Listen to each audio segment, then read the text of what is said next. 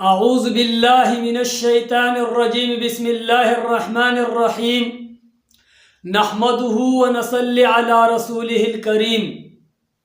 محترم دوستوں، بہتر ہویت جمع گوجری جیب ما اسی شعر کی تشریح کر لئی ما اردو جیب چہے یا مارا سارا کی مشترکہ جیب نو ہم سارا بآسانی سے سمجھ سکائیں تو ہے ویگو مالک سارا کو موجود ہے اوپر گواہ جہان کوئی وجود دی بے قیام رکوع سجدہ ما چن بے قیام رکوع سجدہ ما پانی تے ڈھاکا بھی ہے سر پہ سجود۔ اس کی تشریح میں ہم نے بعض گل عرض کر دیتی ہے۔ پہاڑ مختلف ڈیزائننگ میں موجود ہے، اسی طرح پانی اللہ تبارک و تعالی نے چلایا ہے یا برسایا ہے یا زمین سے ابل رہا ہے۔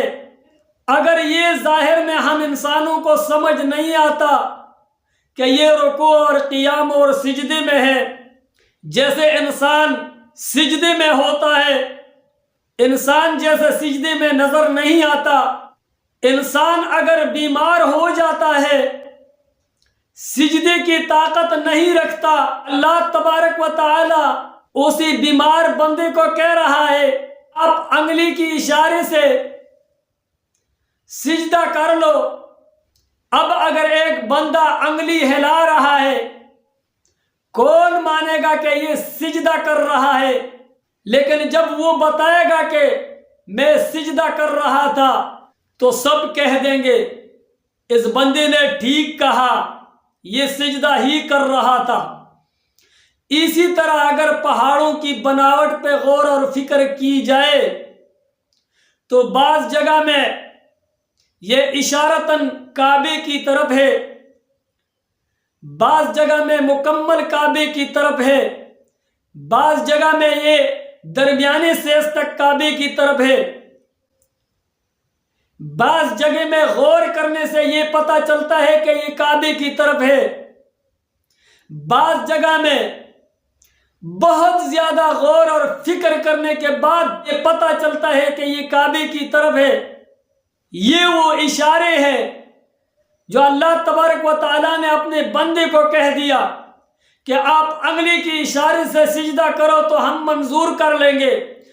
اسی طرح اگر پانی پہ غور کیا جائے تو پانی کا مکمل کعبے کی طرف جانا یا اشارتاً کعبے کی طرف مڑنا، چشمے کا پانی ابلتا دکھائی دینا، اور کافی ساری نشانیاں غور کرنے والوں کو یہی بات دکھاتی ہے کہ یہ پانی بھی رکوع اور قیام اور سجدے میں موجود ہے۔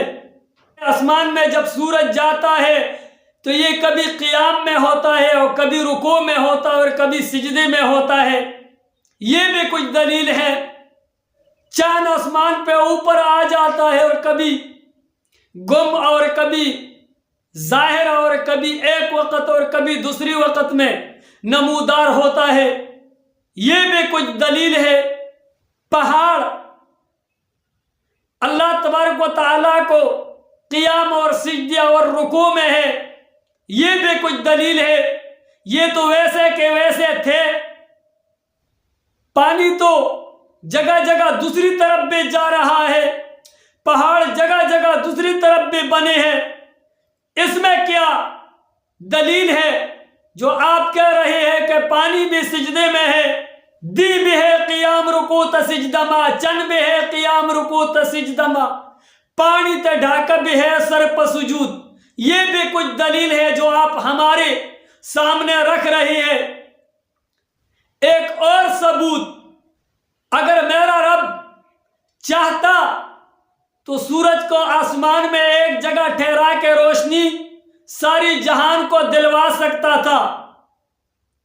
اگر میرا رب چاہتا سورج کو درمیان سے نکال کے بالکل سورج ہوتا ہی نہیں، پوری آسمان کو ایسی طاقت دیتا کہ وہ روشنی دن کو فراہم کرے اور رات کو خود بخود آٹومیٹک بجھ جائے، یہ بھی میرے رب کی طاقت میں اور قدرت میں تھا، ہے اور رہے گا۔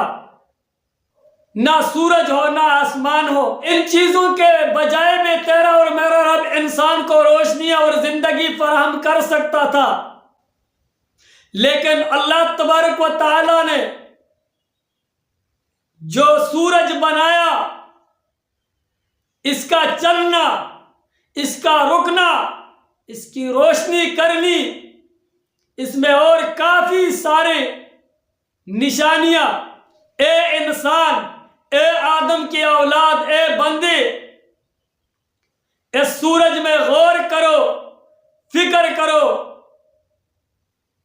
آپ کو یقین آ جائے گا کہ اس کے چلانے والا ضرور کوئی ہے۔ جب آپ یہ کہیں گے اس کے چلانے والا ضرور کوئی ہے، تو تیرے دل سے آواز آئے گی، اگر وہ ہے تو اللہ ہے، اللہ۔ اسی طرح اگر چاند کا اوپر ہونا، کم ہونا، گم ہونا، یہ نظام اگر تیرا رب ختم کر دیتا، چاند کے بجائے کوئی اور بلب لگا دیتا، وہ ایک جگہ پہ کھڑا ہو کے اور روشنی فراہم کرتا، تیرا رب ایسا بھی کر سکتا تھا۔ اس میں اللہ تبارک و تعالی نے نشانی رکھی ہے کہ غور کرنے والے اس میں غور کرے۔ چاند کی بھی کوئی ضرورت نہیں تھی، چاند کا کام اللہ تبارک و تعالی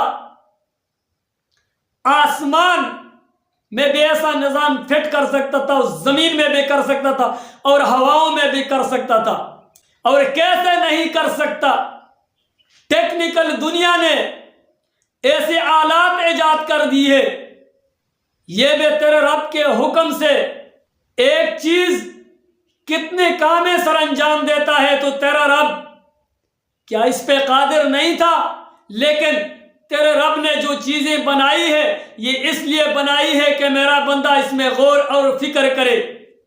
اگر تیرا رب پہاڑوں کو گول دیرا بنا دیتا، کام تو اس کا گول بننا بھی کر لیتا، لیکن اللہ تبارک و تعالیٰ نے جب اس کو یہ مختلف اقسام دیے، تو یہ اسی بات کی ثبوت ہے پکی کہ یہ تیری رب کو رکوع اور سجدے میں ہے۔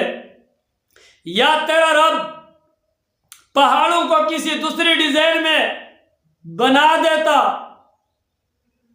تو پھر ہم کیسے کہہ سکتے تھے کہ یہ تیرے رب کو رکوع اور سجدے میں ہے؟ لیکن آج ہم ضرور کہیں گے، ہمیں نظر آتا ہے کہ یہ پہاڑ تیرے رب کو قیام اور سجدے اور رکوع میں ہے۔ اللہ تبارک و تعالیٰ سمجھنے کی توفیق نصیب فرمائے۔ محترم ساتھیوں، خالی نہیں جانا، ویڈیو کو ضرور لائک اور چینل کو سبسکرائب کر دیے۔ سبحان ربک رب العزت عما یصفون وسلام علی المرسلین والحمد للہ رب العالمین۔ السلام علیکم ورحمۃ اللہ وبرکاتہ۔